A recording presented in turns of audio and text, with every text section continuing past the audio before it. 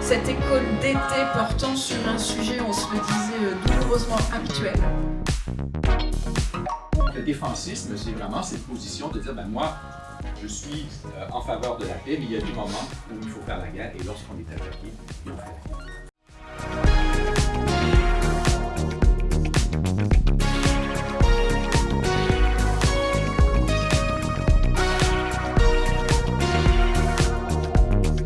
L'Europe, elle a fait pendant des siècles toujours comme ça. Elle a décidé pour tout le monde. Nous ne pouvons plus faire. Non, c'est bon ça. Bonjour, je suis Charlotte Barca, je suis maîtresse de conférences en civilisation britannique et je suis co-organisatrice de l'école d'été La paix a-t-elle encore un avenir? Carl Bouchard, je suis professeur titulaire au département d'histoire de l'Université de Montréal et je suis co-organisateur de cette école d'été La paix a-t-elle encore un avenir? Michel Catala, professeur d'histoire contemporaine à Nantes Université, co-organisateur de cette école d'été qui est la 3e école d'été franco-québécoise que nous organisons avec l'ami Carl Bouchard.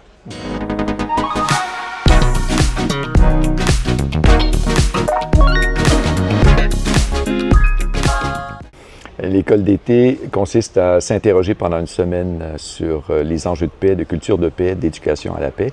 Et on a intégré à travers ça des projets d'équipe pour qu'on soit non seulement en réflexion de la paix, mais aussi en construction de la paix durant toute la semaine. Donc on intègre à la fois de l'enseignement, mais aussi de la mise en pratique.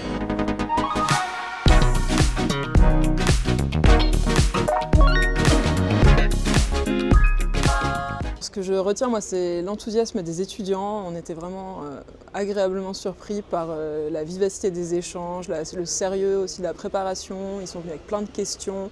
On est obligé d'arrêter les échanges parce que sinon ça pourrait continuer pendant des heures.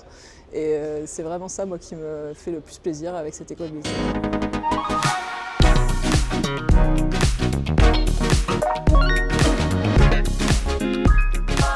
Il ne s'agit pas de leur faire des cours pendant une semaine entière, mais d'avoir des dialogues, de compter sur leur participation pour dialoguer avec les enseignants-chercheurs, mais également de leur faire fabriquer un objet sur la paix.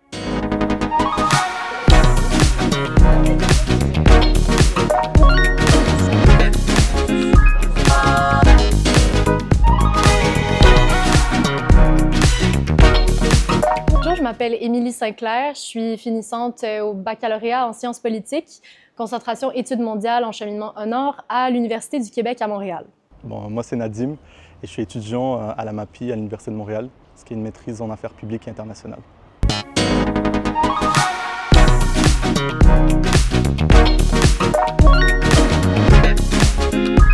Vers la fin de mon bac, je me suis beaucoup intéressée aux enjeux de paix, mais également de conflits et de guerre sur la scène internationale.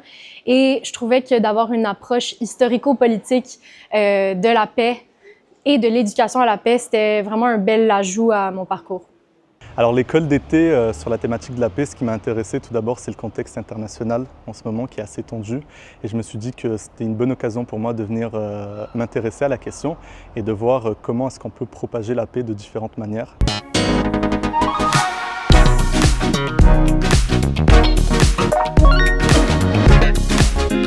On devait se pencher sur la promotion de la paix au sein des entreprises. On a décidé d'utiliser le label, donc une certification qui établit un standard de ce que ça signifie d'être une entreprise qui œuvre pour la paix. On a établi différents critères, dont la promotion interne de la paix, que ce soit par le bien-être des employés ou la collaboration équitable et égale des salariés et des employeurs. Nous, notre défi, c'est d'éduquer à la paix chez les adolescents. Donc on essaye de développer une mallette pédagogique pour permettre aux étudiants, au travers d'une simulation ludique, de mieux comprendre la paix sur 2 stades et de développer certaines compétences comme l'intelligence émotionnelle, la collaboration et la compréhension de la réalité des autres.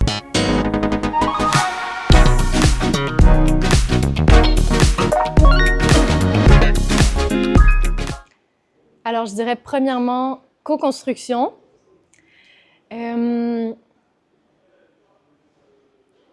Découverte et remise en question. Je dirais la communication, l'échange et la résilience. Parce qu'on est souvent amené à écouter différents points de vue et ça nous permet de nous replacer dans les discussions et le contexte et je trouve ça super sympa.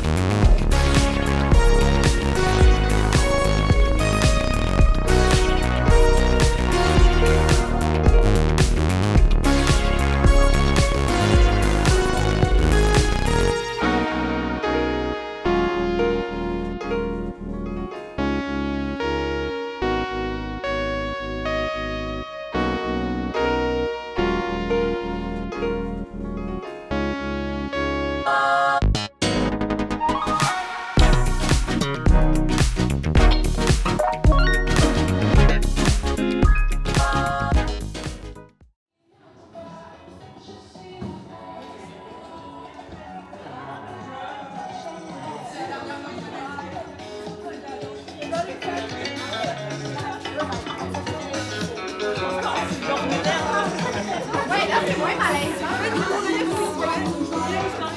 C'est parce que les choses de la tête.